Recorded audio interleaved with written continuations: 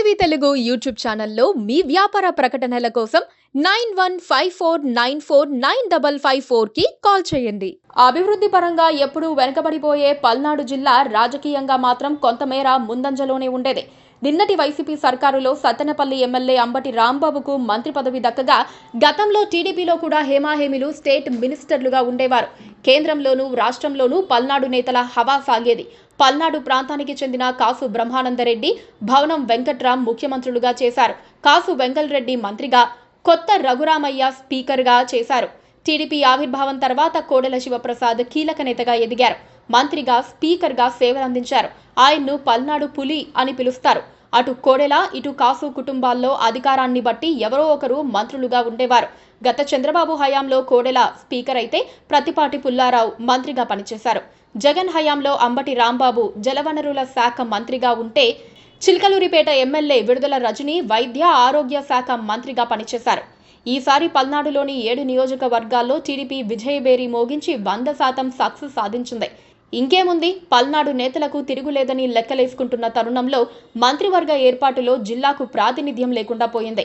ఈసారి గెలిచిన వారు హేమాహేమీలైనప్పటికీ కేబినెట్లో మాత్రం చోటు దక్కలేదు.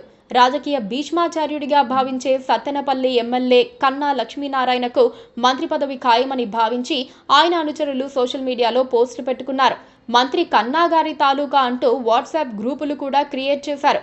అయినా సరే చంద్రబాబు తమను కనికరించలేదని కన్నా అనుచరులు ఆగ్రహం చెందుతున్నారు. కన్నాను టీడీపీలో చేర్చుకున్నప్పుడే సత్తెనపల్లి ఎమ్మెల్యే టికెట్తో పాటు గెలిచిన తర్వాత మంత్రి పదవి ఇస్తారని ఎదురుచూశారు.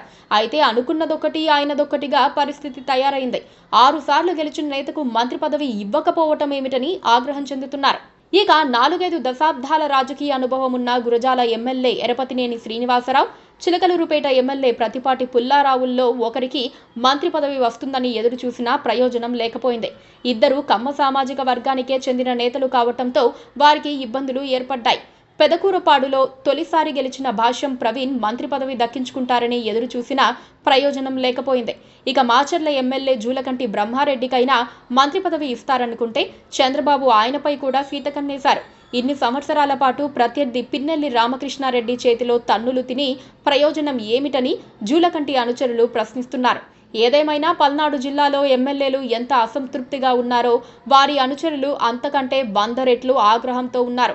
చంద్రబాబు తమను అన్యాయం చేశారని వారు వాపోతున్నారు. వీలైనంత త్వరగా దిద్దుబాటు చర్యలు చేపట్టాలని పల్నాడు బ్యాచ్ ఆకాంక్షిస్తోంది.